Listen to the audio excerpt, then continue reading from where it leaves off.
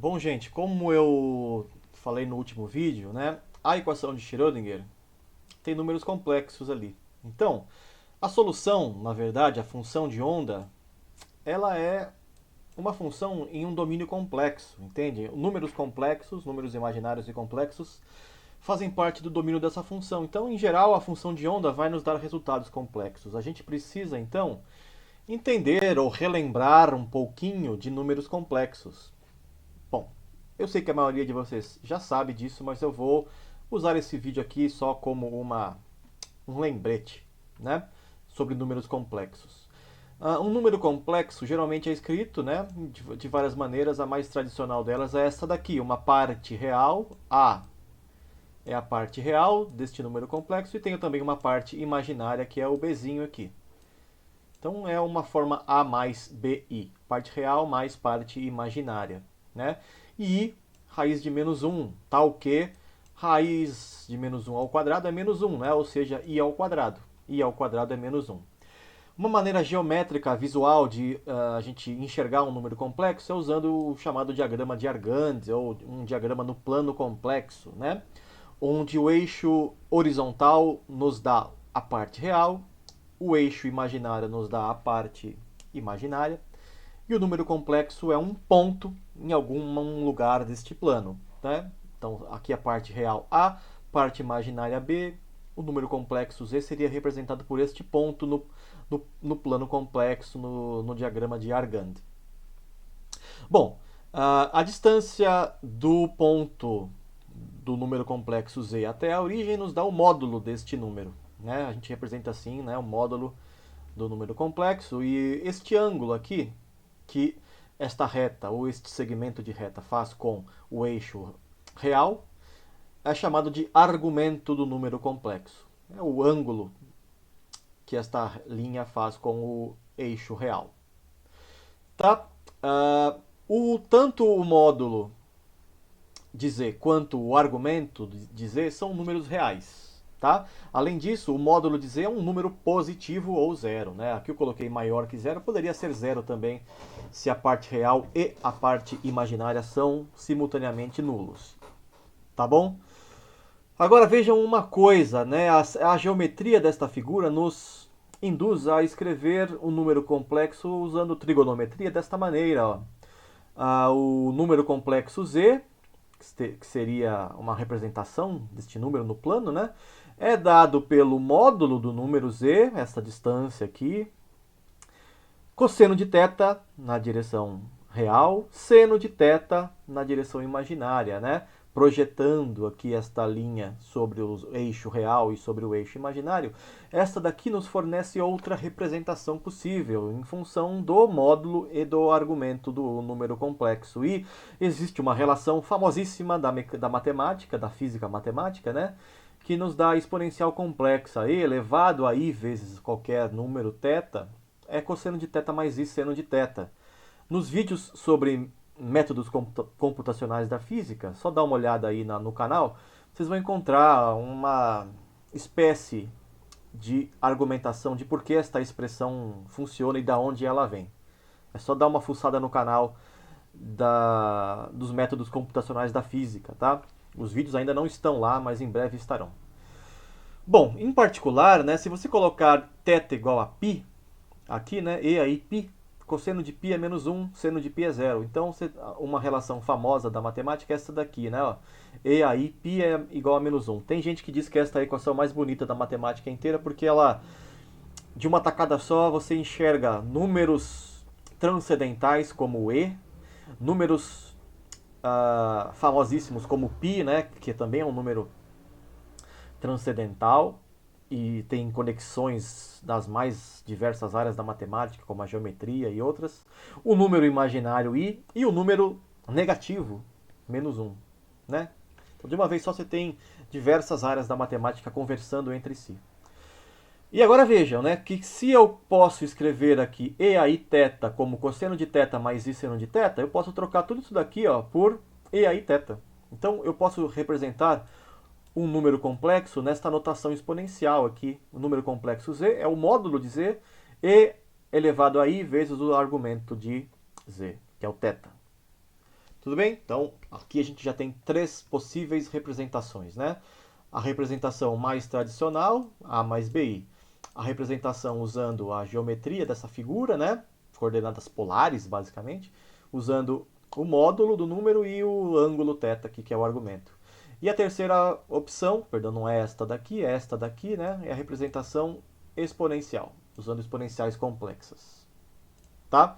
A gente vai usar nesse curso todas, dependendo da utilidade no momento que a gente está querendo usar. Às vezes essa daqui é melhor, às vezes essa daqui é melhor, e às vezes essa daqui, né? Esta daqui é melhor. Depende da situação.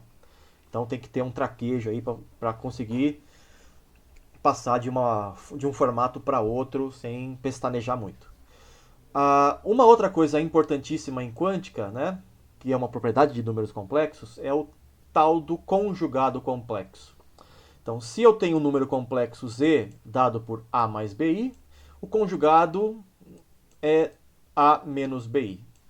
Ou seja, basta trocar o sinal da parte imaginária. Né? A mais BI, o conjugado é A menos BI. A gente indica o conjugado por Z estrela. A gente fala assim, tá? Na verdade é um asterisco, né? Mas todo mundo fala Z estrela. Z estrela é o conjugado de Z. Repare o seguinte, que se Z é real, o conjugado é igual ao próprio número. Por quê? Porque se o Z é real, o Bzinho é zero, né? Não tem parte imaginária. Então, trocar o sinal do zero, continua sendo zero e o conjugado é igual ao próprio número. Bom, esta daqui é a primeira representação de um número complexo conjugado, né? Que corresponde a esta daqui. Mas e se eu tenho a representação do número complexo na notação exponencial, nessa daqui? O que eu faço para obter o conjugado? Simplesmente eu troco o sinal do i, né? Então a ideia é sempre essa. Onde aparece i, troca por menos i para obter o conjugado. Então se o seu número complexo tem um e elevado a iθ, você troca o i por menos i, vai ficar e a menos iθ. Este é o conjugado de z em notação exponencial. Tá? Na verdade, né, o que você está fazendo é dizendo que o argumento do conjugado é menos θ. Então, se o número z está aqui, ó, né, com este ângulo θ, o conjugado estaria aqui para baixo, né, com este ângulo aqui, menos θ. Aqui seria o z estrela, né, o z conjugado. Geometricamente, é isso que significa conjugar, é fazer um espelhamento aqui, né, uma reflexão em torno do eixo real, né?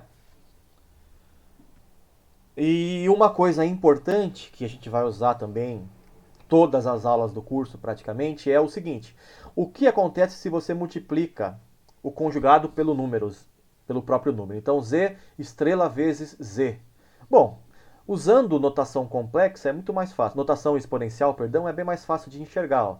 A gente vai ter o z estrela, que é o z e a menos iθ. Aqui, na verdade, eu coloquei ao contrário, mas tanto faz, a ordem não importa, né?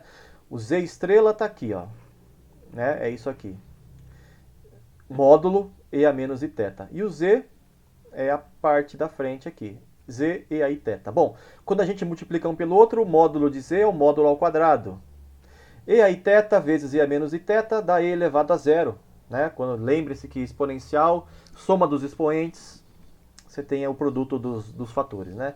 E a iθ vezes e a menos iθ é igual a e elevado a iθ menos iθ, e elevado a zero, que é 1. Portanto, desaparece a parte do argumento, sobra só o módulo ao quadrado. Né? Que é sempre real e positivo, né? Porque o módulo, como eu falei aqui, ó, o módulo de um número complexo é sempre real. Tá? E como eu tenho aqui o número real ao quadrado, o número real ao quadrado é sempre positivo. Tá? Então, conclusão, né? O módulo de o número multiplicado pelo seu conjugado nos dá o módulo ao quadrado deste número e nos dá um número real sempre. Tá? Bom, quando a gente tem expressões complicadas como essa daqui, né? Vamos supor que o nosso número z seja isso aqui. Uma expressão complicada. E eu quero achar o conjugado. O que eu faço? É simples. Basta trocar onde aparece i, troca por menos i. Então 5e a 3i vai ficar aqui menos 3i. cosseno de π sobre 3 menos 4i vai ficar cosseno de π sobre 3 mais 4i. Esse aqui é o z conjugado. Tá? Essa aqui é uma lição importante dessa aula também, esse vídeo, né? Para terminar esse lembrete sobre números complexos, vamos encontrar algumas relações úteis envolvendo números complexos e notação exponencial, tá? Reparem o seguinte, ó, que z mais seu conjugado é igual a 2 vezes a parte real de z. E é sempre real, né? Porque o z é o a mais bi, o z conjugado é o a menos bi, né? E aí, portanto, esses bi's cancelam, né? Eu vou ficar com 2a, que é 2 vezes a parte real, né? Então tá aí a demonstração, não precisa de nenhuma genialidade muito grande para descobrir isso, né? Outra coisa, que o z menos o seu conjugado é 2 vezes i vezes a parte imaginária. Por quê, né? Porque aí eu tenho a mais bi menos o conjugado, que é a menos bi. Aí eu tenho aqui o a menos a, cancela. Tenho bi menos menos, vai ficar bi mais bi, que é 2i, né? B, ou 2bi, 2ib. Portanto, é 2 vezes i vezes a parte imaginária do número z. Tudo bem? Serve para a gente, às vezes, raciocinar e obter resultados rapidamente em mecânica quântica. Não só mecânica quântica. Agora vejam o seguinte, ó, eu tenho aqui as relações de Euler, né? E elevado a i θ, cosseno de θ mais i seno de θ. Se eu trocar o sinal do θ, e a menos i θ é o cosseno de menos θ, que é igual a cosseno de θ, mais i seno de menos θ, que é menos i seno de θ. Então eu tenho duas relações aqui. Então vamos fazer o seguinte, somar e subtrair aqui, ó. Primeiro começar somando. Soma uma com a outra. E a i θ mais e a menos i θ é o cosseno mais cosseno, 2 vezes cosseno, mais i menos i aqui cancela. Então vou ficar com esta relação aqui, né? E a i θ mais e a menos i θ é 2 cosseno de θ. E daí eu posso escrever assim, ó. O cosseno de um número θ é a soma das exponenciais complexas envolvendo mais e menos θ dividido por 2. E aí vamos fazer a outra relação, que é a subtração. Então, e a i θ menos e a menos i θ é cosseno de θ menos cosseno de θ, acaba cancelando. E aí eu tenho i seno de θ menos menos, vai ficar mais i seno de θ, é o 2i seno de θ. Então, eu posso agora isolar o seno de θ, né, para escrevê-lo assim. E a i θ menos e a menos i θ sobre 2i. São duas outras relações importantes, tá bom? Por fim, às vezes é útil e agradável e interessante a gente racionalizar os denominadores, ou seja, né, se eu tenho uma relação, uma razão entre dois números complexos, existe uma maneira de que eu transforme o denominador aqui para um número real, sempre. Como eu faço isso? Multiplique em cima e embaixo pelo complexo do denominador, pelo conjugado complexo, né? Então, se eu tenho aqui z1 sobre z2, se eu multiplico em cima e embaixo pelo z2 estrela, embaixo eu vou ter z2 vezes z2 vezes z2 estrela, que é real, né? É o módulo ao quadrado de z2, real. E aí eu racionalizei o denominador, ou pelo menos eu tornei real o denominador, né? Uma aplicação que a gente vai usar sempre, quase todas as aulas do curso, é essa daqui, ó. Sempre que aparecer 1 sobre i nas minhas equações, eu vou trocar por menos i. Sempre. 1 sobre i é igual a menos i, como está aqui, ó. Por quê? Bom, multiplica em cima e embaixo por menos i. I vezes menos i é menos i quadrado. Mas i quadrado é menos 1, então menos 1 é mais 1. Então embaixo eu tenho 1. E em cima, 1 vezes menos i é menos i. Certo? Então 1 sobre i é menos i. Isso também a gente vai usar frequentemente nesse curso, toda hora. Tudo bem, gente? Tá aí então o resumo, lembrete sobre números complexos, com algumas relações úteis e transformações interessantes de racionalização, que a gente vai usar sempre, tá? Era isso por esse vídeo, pessoal. Até daqui a pouco, tá? Tchau.